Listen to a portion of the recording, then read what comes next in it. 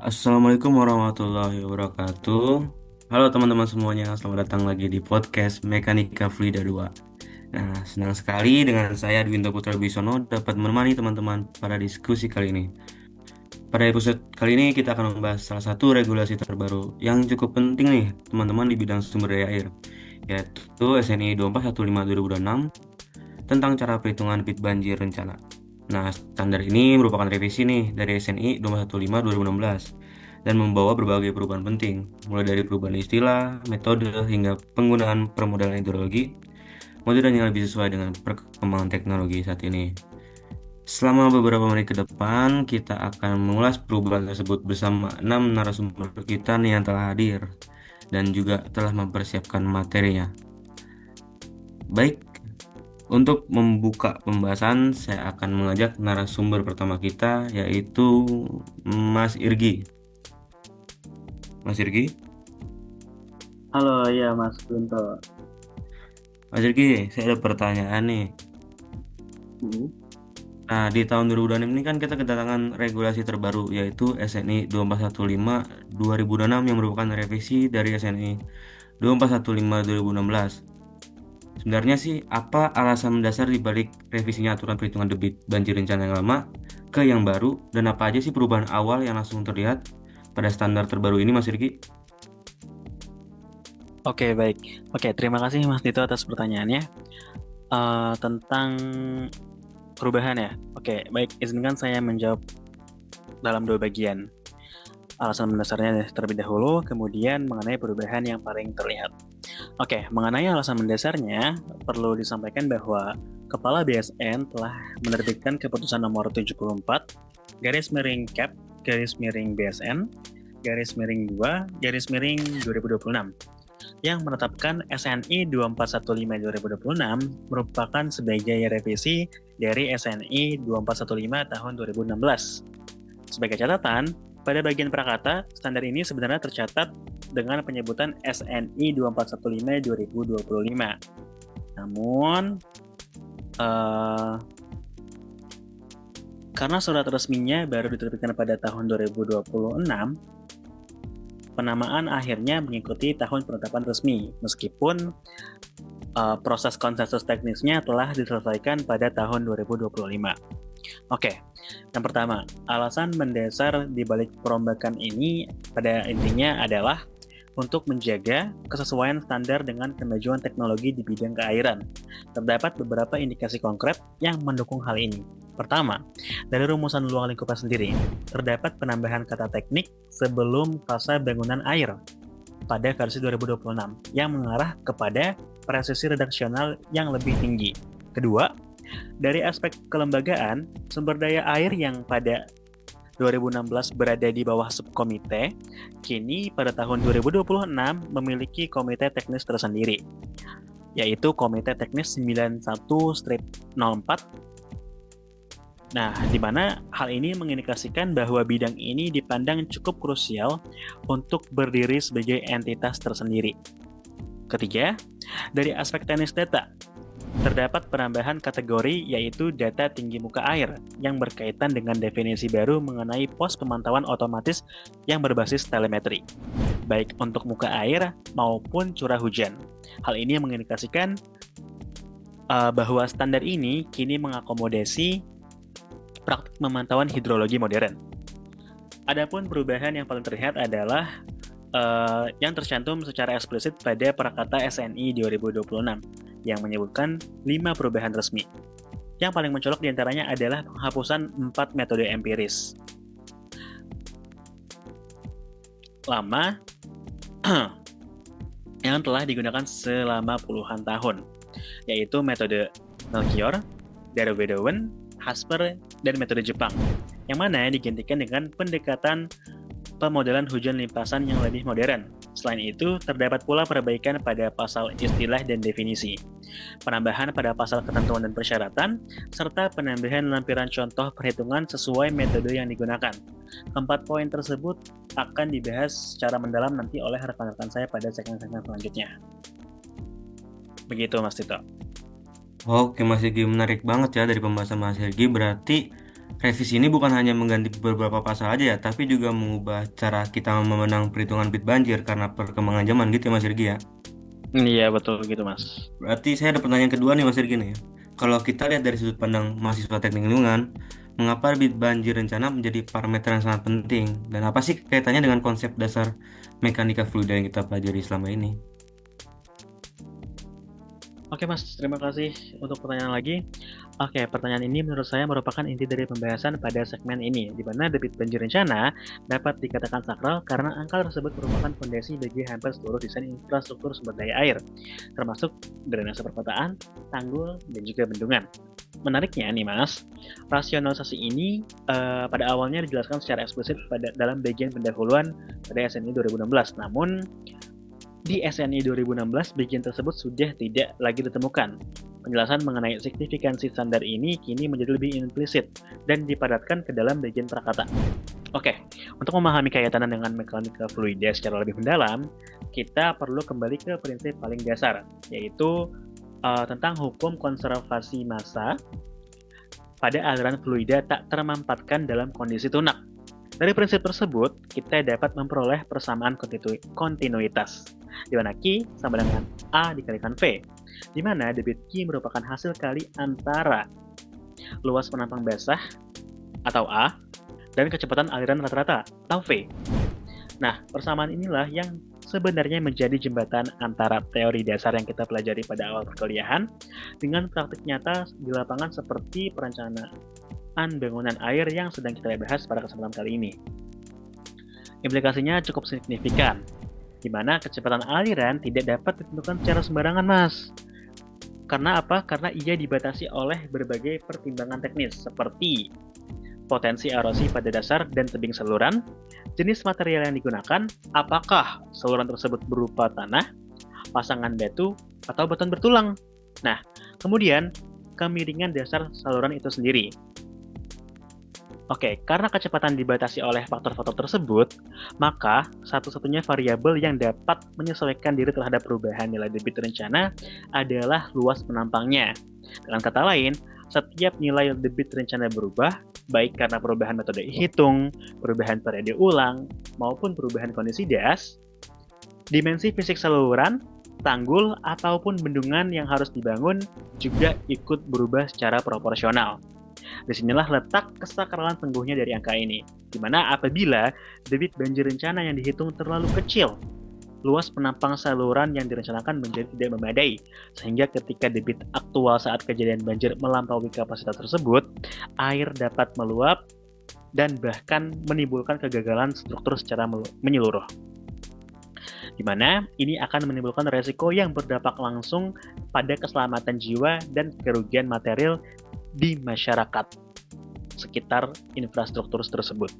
Sebaliknya, apabila nilai debit rencana dihitung terlalu besar, dimensi saluran yang dibangun akan jauh lebih besar dari yang sebenarnya diperlukan, mengakibatkan pembengkakan biaya konstruksi, penggunaan lahan yang tidak efisien, serta potensi pemborosan anggaran publik untuk proyek infrastruktur pemerintah. Dengan demikian, perhitungan debit banjir rencana pada hakikatnya merepresentasikan titik keseimbangan antara aspek keselamatan dan aspek efisiensi ekonomi. Kurang lebih begitu ya, Mas. Oke, sebagai tambahan nih, saya juga menemukan beberapa hal menarik terkait kesakralan definisinya sendiri, yang menurut saya dapat memperkuat argumen sebelumnya. Di mana? Pada SNI 2016 memuat dua istilah yang serupa namun berbeda, yaitu ada debit banjir rencana yang definisinya hanya merujuk kepada periode ulang tertentu, dan debit rencana yang definisinya lebih komprehensif, mencakup periode ulang, faktor keamanan ekonomi, dan sosial. Nah, pada SNI 2026 ini, istilah debit rencana yang lebih komprehensif tersebut dihapuskan, dan yang tersisa hanyalah debit banjir rencana dengan definisi yang murni berbasis periode ulang. Pertanyaan yang patut kita renungkan bersama-sama adalah apakah penghapusan tersebut berarti mempertimbangkan keamanan, ekonomi, dan sosial sudah jadi apakah penghapusan tersebut berarti pertimbangan keamanan, ekonomi dan sosial sudah tidak lagi relevan dalam proses perhitungan, ataukah pertimbangan tersebut tetap melekat secara implisit dalam keputusan pemilihan periode ulang sesuai jenis infrastruktur yang biasanya ditentukan melalui ketentuan atau pedoman teknis terpisah, bukan lagi ditentukan secara eksplisit dalam kalimat definisi. Saya pribadi cenderung berpendapat bahwa pertimbangan tersebut tidak hilang, melainkan hanya berpindah tempat secara redaksional. Namun demikian, pergeseran semacam ini patut menjadi catatan bagi kita sebagai calon insinyur lingkungan, bahwa di balik setiap definisi teknis yang tampak sederhana, terdapat keputusan rekayasa yang syarat dengan pertimbangan keselamatan, ekonomi, dan tanggung jawab sosial. Kurang lebih penjelasan saya seperti itu, Mas. Terima kasih. Oke Mas Irgi, berarti konsep yang baru ini berkaitan langsung dengan prinsip dasar mekanika fluida melalui persamaan kontinuitas tadi ya Mas Irgi ya. Iya, Mas. Oke, terima kasih Mas Irgi atas penjelasannya. Nah, dari pembahasan sebelumnya kita mengetahui bahwa SNI 215/2006 hadir sebagai penyempurnaan dari standar sebelumnya agar lebih sesuai dengan perkembangan ilmu hidrologi dan kebutuhan perencanaan bangunan air saat ini. Namun nih teman-teman, sebelum kita membahas metode perhitungan debit banjir lebih jauh, kita tentu harus memiliki pemahaman yang sama mengenai istilah-istilah dasar yang akan digunakan dalam standar tersebut. Oke, untuk narasumber kedua, saya akan memanggil Mas Nabil. Hadir Mas Nabil. Hadir. Oke Mas Nabil. Sebelum kita membahas metode perhitungannya lebih dalam, tentu kita harus memahami terlebih dahulu proses terbentuknya aliran sungai ketika hujan terjadi. Nah, pertanyaannya nih untuk Mas Nabil, bagaimana sih kita membedakan air hujan yang benar-benar menjadi penyebab banjir dengan air yang berasal dari dalam tanah atau yang bisa disebut base flow, dan mengapa kedua komponen tersebut harus dipisahkan, Mas Nabil? Oke, baik. Sebelumnya, sebelum kita membahas metode perhitungannya, memang kita perlu memahami dulu komponen penyusun aliran sungai ketika terjadinya hujan. Nah, secara umum memang terdapat dua komponen utama, yaitu curah hujan efektif atau effective rainfall dan debit aliran dasar atau base flow. Curah hujan efektif adalah bagian dari hujan yang benar-benar berubah menjadi limpasan permukaan setelah dikurangi berbagai kehilangan air. Jadi seperti infiltrasi ke dalam tanah, evaporasi, intersepsi oleh vegetasi, maupun penyimpanan sementara di permukaan tanah. Dengan kata lain, hujan efektif inilah yang memang secara langsung menyebabkan kenaikan debit sungai hingga berpotensi menimbulkan banjir. Nah, sebaliknya, debit aliran dasar atau base flow ini merupakan aliran yang memang berasal dari cadangan air tanah. Jadi air ini bergerak secara perlahan melalui lapisan tanah yang sebelum akhirnya, dan akhirnya itu masuk ke dalam sungai. Nah, karena berasal dari air tanah, debit base flow ini relatif stabil dan memang dia ini tetap mengalir meskipun hujan dari daerah tersebut telah berhenti. Nah, kalau kita analogikan, saat hujan turun deras, tidak semua air itu langsung menuju sungai, tapi sebagian besar terlebih dahulu akan meresap ke dalam tanah atau memang tertahan di atas permukaan. Nah, hanya sisa-sisa air yang memang benar-benar mengalir di atas permukaan itulah yang disebut hujan efektif. Sedangkan air yang keluar perlahan dari dalam tanah menuju sungai itu disebut base flow. Nah, kalau kita bahas dari berdasarkan dari SNI 2415/2026, kedua komponen ini memang harus dipisahkan terlebih dahulu sebelum dilakukan pembentukan hidrograf satuan. Jadi standar terbaru juga menjelaskan beberapa metode pemisahan base flow, yaitu metode garis rata, metode garis lurus, dan metode kombinasi. Setelah base flow dipisahkan, barulah limpasan langsung atau direct runoff itu digunakan sebagai dasar penyusunan hidrograf satuan untuk menghitung debit banjir rencana. Jadi memang secara sederhananya bisa kita simpulkan bahwa curah hujan efektif merupakan penyebab utamanya terjadi banjir, sedangkan base flow merupakan aliran alami sungai yang berasal dari air tanah dan memang tetap ada meskipun tidak terjadi hujan. Gitu, Mas. Oh, berarti kalau begitu, kenapa sih proses pemisahan ini menjadi sangat penting gitu? Kedua komponen itu kenapa sih harus dipisahkan? Nah, kenapa kedua komponen ini harus dipisahkan? Karena memang tujuan kita adalah menghitung debit banjir yang benar-benar disebabkan oleh hujan itu sendiri. Nah, jika base flow ini tidak dipisahkan, maka debit banjir yang dihitung ini tidak akan sesuai. Malah nantinya akan menjadi lebih besar dari kondisi yang sebenarnya. Jadi hasil perencanaan bangunan air ini bisa menjadi kurang efisien lah kalau memang sudah kita hitung setelahnya, gitu Mas. Oke, begitu Mas Nabil ya. Paham, paham, paham. Oke, kita lanjut loncat ke pertanyaan kedua aja Mas Nabil ya. Nah, seiring berkembangnya teknologi nih Mas Nabil, saat ini kita memiliki berbagai sumber data hujan berbasis satelit. Nah, pertanyaannya nih Mas Nabil, apakah SNI 2415/2026 sudah memperbolehkan penggunaan data hujan satelit apabila suatu wilayah belum memiliki stasiun hujan yang memadai? Oke, baik. Yap, memang betul sudah, dan memang menurut saya ini ya merupakan salah satu perubahan yang cukup penting pada SNI 2415/2026 yang memang dari yang sebelumnya ini di edisi tahun 2016. Jadi pada SNI edisi terbaru ini disebutkan bahwa apabila suatu wilayah atau subdas, das itu daerah aliran sungai ya, tidak memiliki pos hujan yang memadai, maka diperbolehkan menggunakan data hujan satelit. Tetapi dengan syarat data tersebut telah melalui proses koreksi atau bias correction, sehingga hasilnya itu akan mendekati kondisi daripada pengamatan lapangan. Nah, selain itu juga, apabila suatu das memiliki data debit sesaat maksimum tahunan kurang dari 10 tahun, dan data hujan pengamatan juga kurang dari 20 tahun, maka analisis hujan limpasan juga diperbolehkan menggunakan data hujan satelit yang memang telah dikoreksi.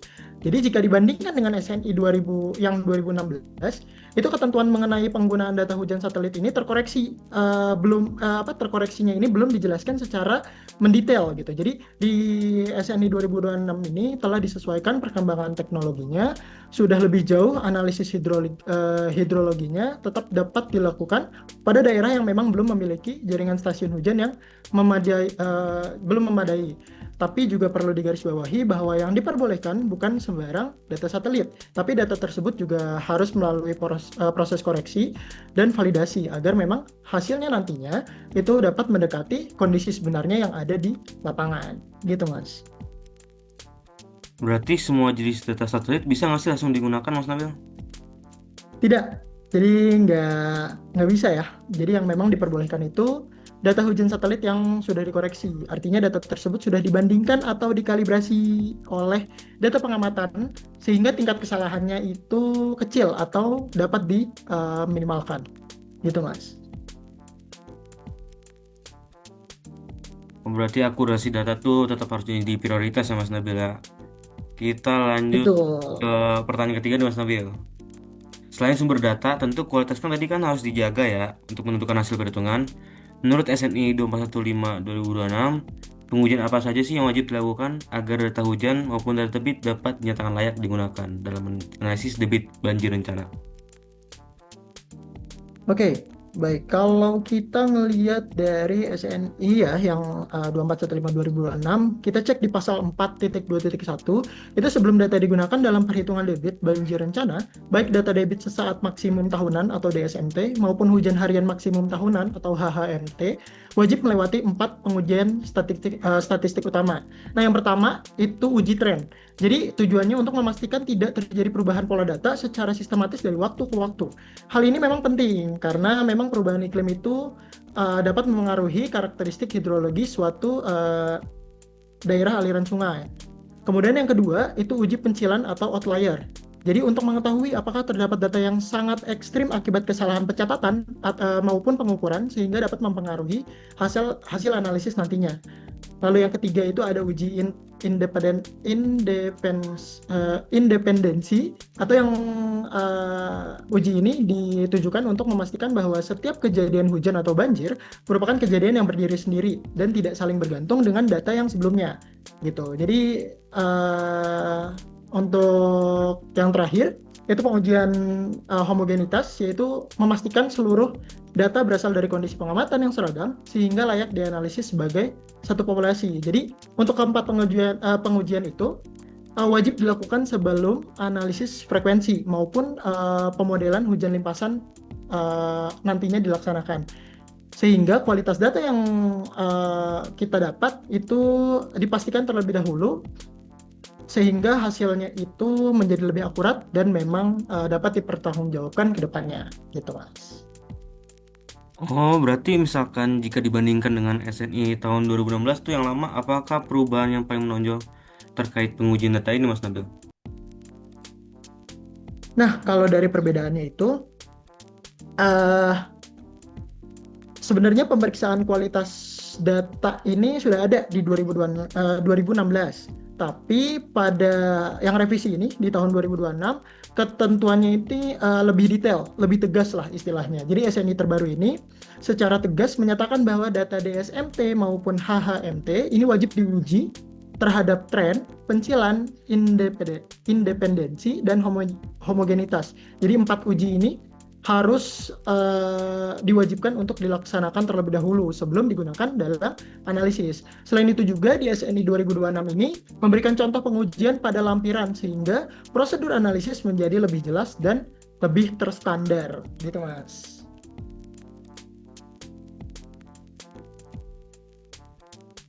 Oke, Mas Nabil, terima kasih penjelasannya. Boleh kita lanjut ke narasumber yang ketiga ya. Mas Fatan, Ya, hadir Mas Fatan. Oke. hadir. Nah, dari pembahasan tadi kan kita mengetahui bahwa kualitas data merupakan fondasi utama dalam analisis hidrologi.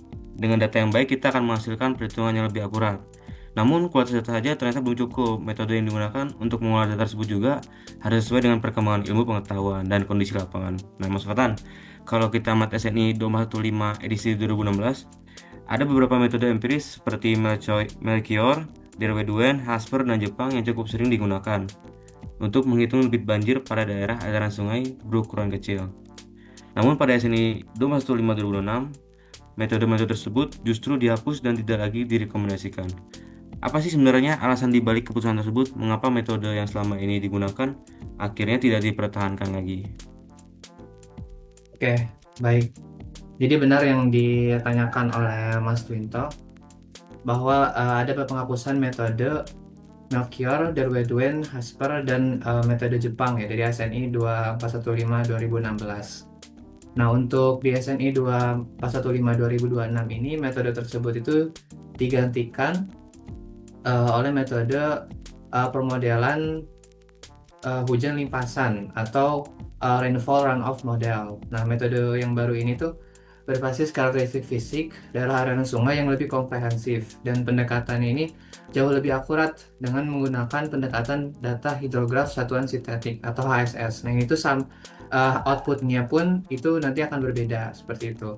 Nah, untuk alasannya adalah yang pertama, parameter-parameter tertentu itu tidak sesuai yang digunakan di metode yang lama itu tidak sesuai dengan iklim Indonesia. Nah, karena sejarahnya untuk metode yang lama tadi, Melchior, Derweduen, Hasper, dan Jepang itu dikembangkan di luar Indonesia gitu. Contohnya seperti negara-negara di Eropa, maka kondisi iklim dan karakteristik daerah aliran sungainya itu jauh berbeda dengan di Indonesia. Dan hasilnya pun, akurasinya pun akan berbeda gitu ya jika digunakan di Indonesia dibandingkan dengan di negara yang dia dikembangkan gitu. Nah, lalu selanjutnya adalah dari keterbatasan hasil analisisnya, hasil perhitungannya. Nah, metode-metode yang lama ini tuh lebih kaku gitu karena bisa dilihat perbedaannya. Metode-metode yang lama itu formulanya bersifat statis. Jadi dia menghitung langsung dari input hujan gitu ke output debit tanpa melihat proses di dalamnya. Jadi hasilnya itu hanya menghasilkan angka debit puncak banjir dalam satuan volume per satuan waktu gitu ya. Sedangkan untuk metode yang baru ini, metode yang lebih modern ini lebih dinamis gitu, meniru proses hidrologi dari mulai infiltrasinya, tampungan hingga ke penguapannya. Dan untuk outputnya sendiri pun sudah berupa grafik hidrograf yang lengkap. Jadi di situ kita bisa mengetahui fluktuasi debitnya, angka puncak debit banjirnya di mana, terus durasinya berapa lama hingga bisa menghitung volume total banjirnya nanti seperti apa. Dan metode yang baru ini juga lebih representatif dan dia juga bisa diintegrasikan dengan data-data satelit seperti yang tadi dijelaskan oleh Mas Nabil dengan peta digital juga dengan perangkat lunak modern lainnya gitu. Jadi intinya lebih representatif dan dia lebih up to date gitu. Seperti itu pasti tahu. Oh, oke, berarti yang saya pahami penghapusan metode empiris ini dilakukan bukan karena metode itu keliru ya, tapi karena dituntut perkembangan ilmu hidrologi yang lebih menggambarkan kondisi nyata di lapangan, begitu ya Mas Fatan ya. Iya betul. Kalau begitu saya ingin loncat ke pertanyaan kedua nih. Saya ingin pertanyaan saya, apa sih resiko yang dapat terjadi apabila seorang perencana tetap menggunakan metode empiris lama untuk mendesain bangunan air pada saat SNI terbaru sudah tidak lagi merekomendasikannya, Mas Fatan? Oke.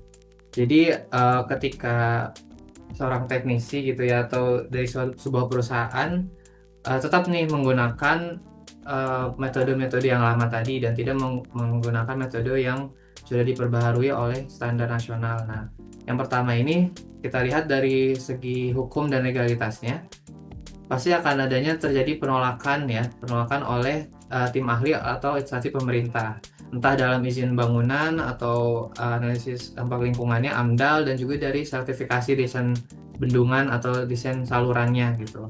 Biasanya oleh Kementerian PUPR atau Dinas PU daerah tertentu.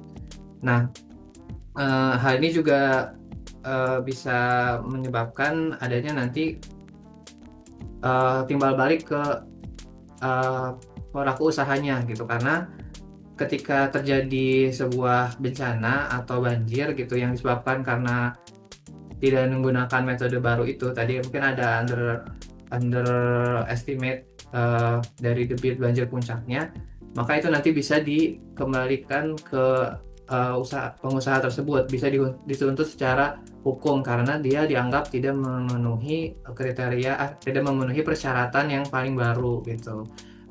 Lalu selanjutnya tentu saja untuk penggunaan metode lama itu bisa menyebabkan kurang akurat dan kurang representatif sehingga dia bisa menyebabkan resiko kebanjiran. Nah, ini itu terjadi ketika debit banjir rencananya itu yang diestimasinya itu underestimate gitu, sehingga ketika salurannya itu terlalu kecil pembuatannya karena tadi underestimate, maka ketika terjadi debit aktual yang lebih besar itu nanti akan terjadi banjir di situ dan menyebabkan kerusakan. Nah, lalu kalau misalkan bisa juga terjadi overestimate gitu, jadi debit aktualnya itu sebenarnya lebih kecil, debit banjir yang aktualnya lebih kecil dibandingkan yang direncanakan. Nah, itu bisa lebih menyebabkan pemborosan dana anggaran dalam pembuatan, dan juga nanti untuk maintenance-nya pasti akan lebih boros tentunya. Seperti itu mungkin untuk dampaknya, Mas Dinto. Oh, berarti misalkan sudah tidak memakai standar yang sesuai lagi itu bisa ada konsekuensinya, Mas Fatan ya, dari sisi Ya, teknis, hukum maupun ekonomi. betul. Oke, Mas Fatan. Oke, kita lanjut. Terima kasih sebenarnya atas Mas Fatan penjelasannya. Dari pembahasan sebelumnya kita mengetahui nih teman-teman bahwa SNI terbaru ini telah menghapus beberapa metode empiris yang selama ini digunakan dalam menghitung debit banjir rencana. Nah, salah satu perubahan terbesar dalam SNI tersebut adalah mulai diterapkannya permodelan hujan limpasan atau rainfall runoff modeling sebagai pendekatan utama dalam analisis hidrologi. Nah, sekarang saya mau nanya nih ke Mas Jainal. Jika pada SNI sebelumnya kita lebih banyak menggunakan persamaan empiris, sekarang justru diarahkan menggunakan pemodelan hujan limpasan. Sebenarnya apa sih yang dimaksud dengan pemodelan hujan limpasan dan bagaimana konsep tersebut dapat menggambarkan proses terbentuknya debit banjir di suatu DAS, daerah aliran sungai? Pemodelan hujan limpasan merupakan proses mengubah data curah hujan menjadi debit aliran sungai dengan mempertimbangkan berbagai proses hidrologi yang terjadi di dalam das daerah aliran sungai seperti infiltrasi, penyimpanan air, aliran dasar, hingga aliran permukaan. Dalam SNI 2415/2006 menjelaskan bahwa pemodelan hujan limpasan minimal mencakup komponen infiltrasi, transformasi hujan menjadi limpasan, aliran dasar menelusuri banjir, kalibrasi, validasi, evaluasi, akurasi model, dan simulasi debit rencana. Artinya, model yang digunakan tidak hanya menghasilkan angka debit banjir, tetapi juga menggambarkan bagaimana air hujan bergerak sejak jatuh ke permukaan hingga mencapai sungai. Terus mengapa SNI menambahkan pemodelan hujan limpasan? Perubahan ini muncul karena kondisi hidrologi Indonesia semakin kompleks. Masih banyak das yang tidak memiliki data air banjir yang lengkap, padahal data debit merupakan dasar utama untuk menganalisa frekuensi banjir. Dalam Standar Nasional Indonesia 24115 itu tahun 2006 mengatur bahwa apabila data debit banjir sesaat maksimum tahunan kurang dari 10 tahun, maka perhitungan debit banjir dilakukan menggunakan model hujan limpasan. Dengan demikian, perhitungan debit tidak lagi bergantung sepenuhnya pada data pengamatan debit, tetapi dapat menggunakan data curah hujan, karakteristik das, topografi, jenis tanah, tata guna lahan, dan pendukung lainnya. Adapun kelebihannya pemodelan hujan limpasan, pendekatan ini memiliki beberapa kelebihan. Pertama yaitu model mampu menggambarkan kondisi daerah aliran sungai secara lebih realistis karena memperhitungkan proses hidrologi yang sebenarnya. Dan kedua, model ini dapat digunakan pada daerah aliran sungai yang minim data debit sehingga mampu membantu daerah-daerah yang belum memiliki stasiun pengamatan hidrologi yang lengkap. Dan ketiga, model ini dapat menstimulasikan perubahan kondisi daerah aliran sungai, misalnya akibat perubahan tata guna lahan, pembangunan bendungan, atau pembangunan kawasan pemukiman baru. Jadi kalau misalkan ada sebuah yang bangun, kita bisa menggunakan kelebihan model hujan limpasan ini. Dan keempat itu adalah hasil dari simulasi dapat digunakan untuk mendukung perencanaan bangunan air sehingga desain dihasilkan lebih aman terhadap risiko banjir. Adapun kajian kritisnya, namun demikian penggunaan model air hujan limpasan juga memiliki beberapa kelemahan yang kritis. Masalah pertama adalah kualitas data. Setelah membahas kelebihan, ada kajian kritisnya, ada kekurangan juga. Masalah pertama itu kualitas data, itu model hidrologi hanya menghasilkan keluaran yang baik apabila dan masukan juga baik jika data curah hujan tidak lengkap, peta tanah tidak akurat, bahkan penggunaan lahan tidak sesuai dengan kondisi lapangan, maka hasil model juga menyimpang. Untuk modelan ini tidak selalu. Untuk das yang kecil, daerah air sungai yang kecil dengan kondisi yang sederhana, metode rasional masih dapat digunakan sesuai dengan ketentuan SNI. Sebaiknya pada daerah air sungai yang luas, kompleks, mengalami perubahan tata guna lahan, atau tidak memiliki data debit cukup, model limpasan ini menjadi pilihan yang sangat tepat. Dengan demikian, model modern sekedar mengetahui perkembangan teknologi, tetapi digunakan sesuai dengan kebutuhan dan karakteristik das. Jadi beberapa saya simpulkan itu dalam pembahasan saya itu adalah bahwa kewajiban penggunaan modelan air hujan limpasan dalam SNI 2415 tahun 2006 merupakan langkah maju dalam perhitungan debit rencana. Pendekatan ini mampu menghasilkan analisis yang lebih realistis dibandingkan metode empiris sederhana. Namun keberhasilan model sangat bergantung pada kualitas data, proses kalibrasi, validasi, serta kemampuan penggunaan memahami proses hidrologi. Oleh karena itu, model hidrologi harus dipandang sebagai alat bantu analisis, bukan sebagai alat yang secara otomatis menghasilkan jawaban yang benar. Demikian pembahasan dari saya episode ini. Terima kasih. Oh baik, berarti dapat kita pahami bahwa pemodelan hujan limpasan merupakan pendekatan yang lebih komprehensif karena mampu menggambarkan keseluruhan proses perubahan hujan menjadi aliran sungai. Oke, Oke Mas Diana, terima kasih atas pemaparannya. Kita lanjut ke pertanyaan selanjutnya. Nah, untuk pertanyaan selanjutnya saya mau memanggil narasumber selanjutnya Mas Hasbi. Halo Mas Hasbi. Oke Mas Hasbi, untuk pertanyaan nih, kalau kita melihat kembali SNI yang lama yaitu 215/2016, metode HSS ITB strip 1 dan HSS ITB strip 2 sebenarnya sudah diperkenalkan. Akan tetapi pada saat itu masih terdapat catatan bahwa parameter metode tersebut belum stabil sehingga masih memerlukan penelitian lebih lanjut. Lalu apa yang berubah pada SNI 215/2006 sehingga metode ini sekarang justru menjadi salah satu metode yang direkomendasikan secara nasional? Boleh Ya, dijawab.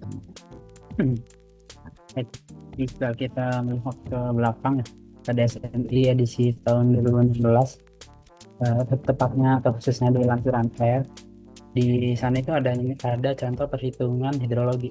Nah, metode lokal hidrografi pelan sintetis HSSS ITB 1 dan 2 memang memiliki posisi yang dilematis. Di satu sisi mereka digunakan sebagai alternatif, namun di sisi lain diberikan sebagai ada catatan kaki, di mana catatan kakinya itu adalah masih membutuhkan pengkajian lebih lanjut karena parameternya belum stabil. Nah, catatan ini sering sekali membatasi kita para praktisi yang di lapangan untuk menggunakan sebagai acuan utama dalam desain infrastruktur yang vital. Nah, namun di SNI yang edisi 2026 ini metode ini mengalami transformasi total melalui beberapa poin. Nah, yang pertama itu ada penghapusan catatan kaki. Jadi tadi di catatan kaki itu tulisan belum stabil ya, atau butuh kajian lebih lanjut, itu sudah resmi dihapus di edisi 2026 ini. Sehingga metode ini dapat dinyatakan matang dan stabil untuk diaplikasikan atau dipraktikkan langsung dalam perhitungan. Lalu yang kedua adalah kenaikannya status pada lampiran contoh perhitungan. Nah, metode ini tidak lagi sekedar hanya menjadi lampiran pelengkap yang dipertanyakan validitasnya. Nah, dalam bab perbaikan pasal dan lampiran contoh perhitungan yang baru, metode ini diadopsi penuh sebagai salah satu metode hidrografi atau satuan sintetis yang direkomendasikan secara nasional sejajar dengan metode empiris yang lainnya. Nah, evolusi formula resmi untuk mengakomodasi peningkatan status tersebut, formulasinya itu diperbarui dari versi original 2016 menjadi HSSS ITB 1B dan ITB 2B. Nah, kode B ini itu menjadi penanda formal dalam dokumen bahwa persamaan matematika yang digunakan itu telah sempurna atau telah direvisi strukturnya, sehingga untuk menyelesaikan masalah dengan sensitivitas parameter yang dahulu dinilai belum stabil, dengan edisi ini siap digunakan oleh para evaluator maupun konsultan hidrologi di Indonesia, seperti itu. Oh, berarti perubahan pada HSS ITB ini bukan soal nama atau versi aja ya, berarti ini juga hasil penyempurnaan metode. Ya. Gitu Mas Hasbi ya? Ya, terus sekali. Oke Mas Hasbi, lanjut ke pertanyaan kedua Mas Hasbi ya. Nah, kita bisa melihat lebih dalam lagi nih, sebenarnya apa yang diperbaiki dari sisi matematis sehingga HSS ITB versi B ini dianggap lebih stabil dibandingkan versi sebelumnya Mas Hasbi? Baik, berarti kita membahas terkait kelemahan dan keunggulan ya. Untuk memahami transformasi dari HSSS ITB 1B menjadi 2B, itu membuat perhitungan volume air menjadi jauh lebih presisi. Nah, kita harus membedah dari beberapa aspek kalkulus integral dan juga mekanika fluida.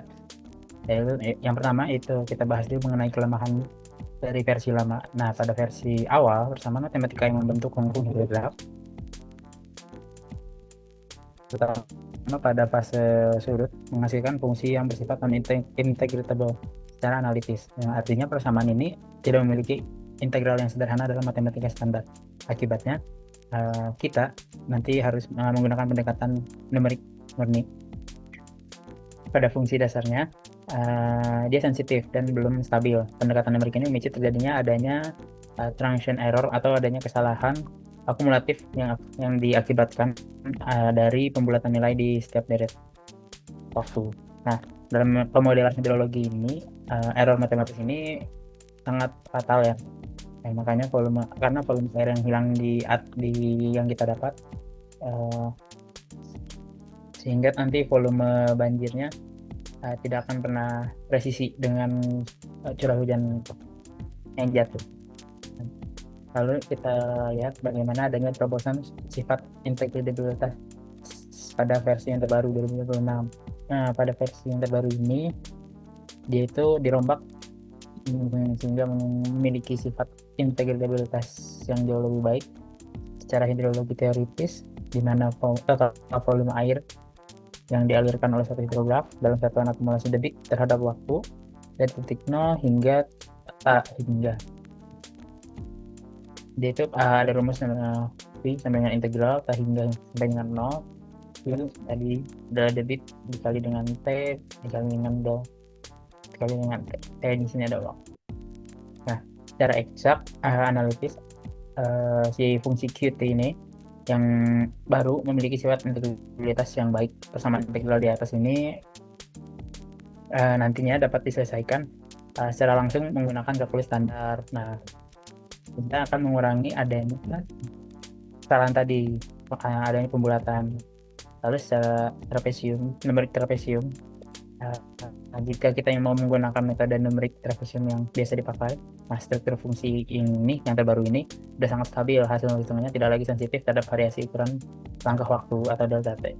Nah, sehingga fluktuasi error atau pembulatan dapat ditekan hingga mendekati 0. Nah, yang ketiga yaitu ada perubahan kita tadi kan volume air itu yang hilang itu sangat fatal di sini ya, makanya kita harus menjaga hukum kekekalan massa air, di mana kekekalan massa air ini adalah harga mati. Nah, volume total air yang melewati titik out harus sama persis dengan volume hujan yang jatuh ke dalam sistem in gitu ya. Nah, dengan sifat integrabilitas yang sempurna pada versi yang terbaru, luasan daerah di bawah kurva hidrograf ini dapat dihitung dengan akurasi mutlak. Tidak ada lagi volume air yang hilang di dalam sistem akibat kelemahan rumus. Nah, perhitungan volume air terbukti 100%. Lalu presisinya bagaimana?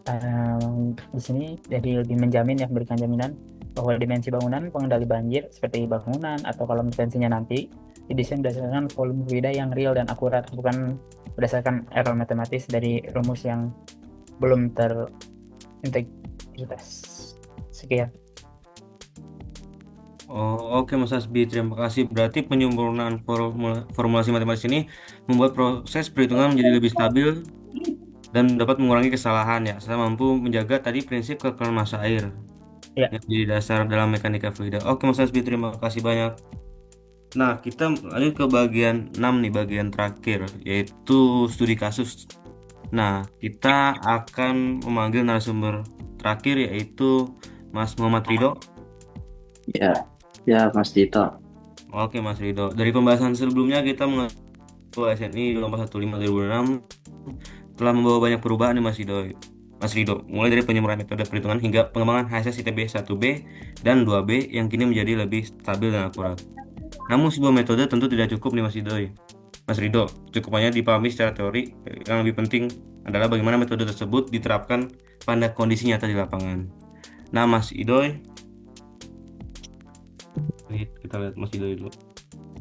Biar nggak sekedar teori Mas Idoy, SNI 2026 ini kan menyertakan contoh wilayah nyata sebagai acuan hitung. Dari mana sih yang dipilih dan seperti apa potret karakter fisik sungainya, Mas Idoy? Baik, terima kasih Mas Dito. Saya izin menjawab ya. Salah satu keunggulan penyusunan SNI 2415/2026 adalah tidak hanya menyajikan metode secara teoritis, tetapi juga memperlihatkan bagaimana metode tersebut diaplikasikan pada suatu daerah aliran sungai yang nyata. Pendekatan ini penting karena dalam ilmu hidrologi, keandalan suatu metode tidak cukup dibuktikan melalui formulasi matematis, tapi juga harus mampu menggambarkan perilaku hidrologi yang benar-benar terjadi di lapangan. Studi kasus yang dipilih adalah daerah aliran sungai atau Das Ciliwung Hulu pada Bendung Katulampa, Bogor. Kawasan ini dipilih karena merupakan salah satu daerah aliran sungai yang paling banyak diteliti di Indonesia dan memiliki sistem pencatatan hidrologi yang lengkap. Bendung Katulampa sendiri memiliki peranan yang sangat penting sebagai titik pengamatan debit sungai dan menjadi faktor dini terhadap potensi banjir di wilayah hilir, khususnya daerah ibu kota Jakarta. Secara fisik, daerah aliran Sungai Ciliwung Hulu memiliki luas sekitar 147,35 km persegi dengan panjang alur utama sungai sekitar 24,46 km. Karakteristik ini menunjukkan bahwa daerah aliran sungai tersebut termasuk daerah tangkapan air yang memiliki respon hidrologi relatif cepat terhadap hujan. Ketika terjadi hujan dengan intensitas tinggi di wilayah hulu, limpasan permukaan akan segera terkumpul menuju saluran utama sehingga debit sungai meningkat dalam waktu yang relatif singkat. Kemudian kondisi seperti ini menjadikan daerah aliran Sungai Katulampa sangat sesuai untuk menguji performa berbagai metode hidrograf satuan. Selain karakter fisiknya, pemilihan DHS Katulampa juga didukung oleh ketersediaan data historis yang panjang, baik berupa data hujan maupun data debit sungai. Kemudian ketersediaan data tersebut memungkinkan proses validasi model dilakukan secara objektif, sehingga hasil perhitungan dapat dibandingkan langsung dengan kondisi nyata di lapangan. Dengan demikian, penggunaan daerah aliran Sungai Ciliwung Hulu sebagai studi kasus menunjukkan bahwa metode dalam SNI 2415 tahun 2026 telah diuji pada kondisi hidrologi yang nyata, sehingga pengguna standar memiliki keyakinan bahwa metode tersebut tidak hanya benar secara teori tetapi juga layak diterapkan dalam praktik perencanaan sumber daya air. Kurang lebih seperti itu, Mas Tito. Oke Mas Yudo, berarti daerah aliran Sungai Ciliwung Hulu dipilih karena memiliki karakter fisik yang jelas serta tadi didukung oleh data hidrologi yang lengkap ya Mas Yudo ya. Betul. Nah oke Mas Rido, selanjut pertanyaan kedua Mas Rido ya. Dalam praktiknya kan hasil simulasi komputer tentu tidak selalu langsung sama dengan kondisi yang terjadi di lapangan. Nah kalau ternyata bentuk hidrograf hasil simulasi masih berbeda dengan data banjir yang pernah terjadi di Bandung dan Katulampa, bagaimana sih proses kalibrasi dilakukan agar model tersebut benar-benar menggambarkan kondisi sebenarnya, Mas Rido? Oke, baik.